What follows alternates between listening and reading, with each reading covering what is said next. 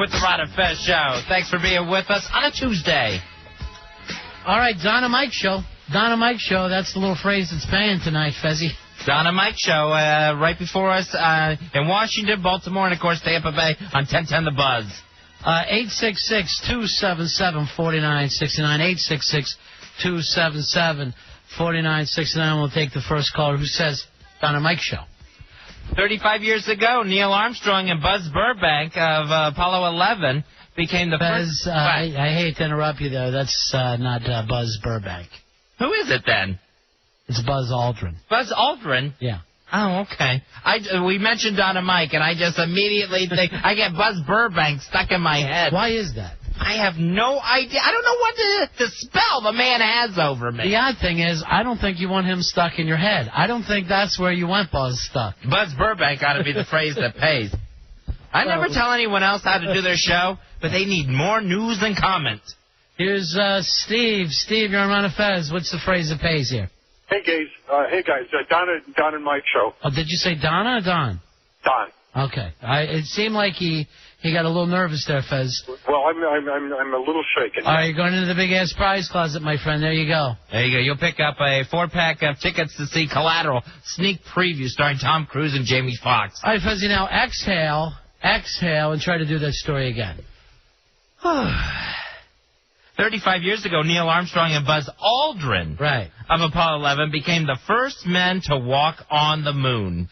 First men to walk on the moon 35 years ago. That's 35 years ago tonight, right? Yeah. Like 2 o'clock in the morning or something crazy like that? Yeah, I think it was. Here's what really weirds me out about this story. That we could do something 35 years ago that apparently we can't do today. Doesn't it seem harder to get back to the moon, where it seems like we should be just going every day by now? We're not even coming close to the moon with people. We're just barely getting into space. I mean, let's look, if you look at when Wilbur and Orville flew the plane. Yeah. 32 years later, how advanced was air flight then? Yeah, by that point, you're looking at transcontinental flights and everything, which means we should be living Star Trek times right now.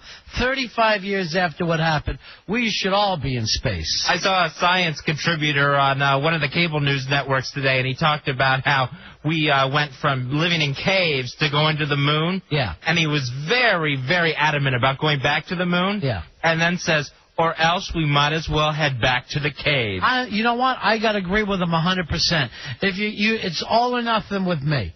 And if you're not just going to have that space travel the way we love it, what are you doing? What are you doing with the country? The one thing that we all loved about the country was NASA. That's the one thing we could all be proud of. It was like our school band that went out there in the parade, and we could all cheer as they went by. And it just feels like we're not doing a real lot with it anymore. No, I don't think we're going to go back in our lifetime. We should have a moon city, a lunar city by now, and by this point, they should have an NFL team. Right now, you should be trying to tell me that that space flight is the safest form of transportation. Right. I should have some sort of moon phobia. And we should all have a friend named Pluto Nash that we know for a fact lives on the moon. It's just insane. 2 political advocacy groups are saying that the Fox News slogan, fair and balanced, is deceptive advertising and consumer fraud, and Fox News should have to stop using it. I think they should have to quit using the news part of the name. Never mind fair and balanced. Yeah, this is not going to go anywhere. They wouldn't be able to say we make gum better. And all advertising is somewhat deceitful. Yes, so this sounds like it's going to be like Spike TV, where it's like, do we have to quit using the name? No, you don't, but, we're going to take care of this. Well, I don't see any way that you mean they're not going to be able to do fair and balanced? No, they will be. Yeah. Like Spike TV was able to eventually use Spike. Well, they had to go pay somebody for it. I don't think that these guys are going to have to pay 2 guys named Fair and Balanced to keep using their name. It's a slogan they made up. You can say, I don't believe them, but that doesn't make it necessarily untrue. It just happens to be untrue. So what? I guess if they just show enough things where they interviewed people left and right, whatever, Republican, Democrat, there's going to be fair right there no matter what they're saying to them. Yeah, but, it doesn't matter. You don't have to. You can use fair and balanced to mean whatever you want. You're not saying that there's some kind of universal thing out there about what every story should be fair and balanced. I don't know how this started. tell you the truth. I don't know how people got so confused of thinking that the news wasn't going to have a slant no matter where it was coming from. I watched them the other day. They had Robert Reich on, the former labor secretary, and he was talking about how 1 million jobs created. You know, what exactly is a job? If it's fast food jobs, it's not a livable wage. Right. It shouldn't be counted as a job. The Fox guy says to him, well, apparently all these jobs aren't burger flippers because I still have to wait quite a while to get my burger. And it's like, that's the argument you give back to the former labor secretary who's there to talk about what really is a job. And you know what? I feel the same way. Every time I hear, hey, there's more jobs out there, I'm going, doing what? If the guy can't support a family on it, let's not make a big deal about the job. It's putting on the pickle. Martha Stewart says she's going to write a how-to book for other people that are facing trial. We'll do a hit or miss here. Oh, it's going to be a hit, Fezzy. Everybody wants to read what she's got coming out after this deal. I like the angle of it. It's not just, oh, here's what I went through. Here's my ordeal. Here's what you can do if you're facing the same ordeal. Scott Peterson sitting there reading it. The Enron guys are checking it out. You just see them showing up at the bookstores to get it signed by her. It's funny because it's going to be everything from how to pick a lawyer to, what to wear to court, that sort of thing, mannerisms to use in court.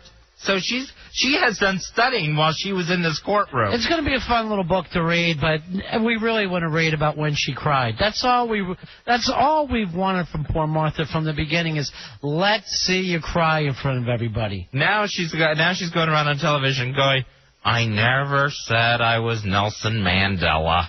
And she didn't. I saw the interview.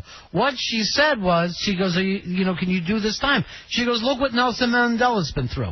Yes, I'll be able to do this time. And that's all people needed to hear. Suddenly it was the same thing of when the media ran with Al Gore said that he invented the Internet, which he never said, and I still have friends of mine, Fez, saying it to me, I guess he invented the Internet again. And the same thing happened. I'm sure you watched the same interview that she did. Yeah, with Larry King. And all she said was, look what Nelson Mandela went through. Of course I'll be able to do my time. Now, you watch that interview, and then the next day you go online and you go to CNN.com and other newspaper websites, and it says, Martha compares herself to Nelson Mandela. And, it cannot be a coincidence that all the news sites are using the same angle, and not one of them thought, well, that's a non-story. I'm not going to run with it. It seems like there's just one catchphrase person. So at the same time, how are you saying that Fox isn't fair and balanced and these other ham and eggers are? You're getting the same deal out there. Fox just has a funny little catchphrase that seems to annoy people. Going to take a break here, Fezzy. We're going to be back in just a few moments. You're listening to the Ron and Fez Show.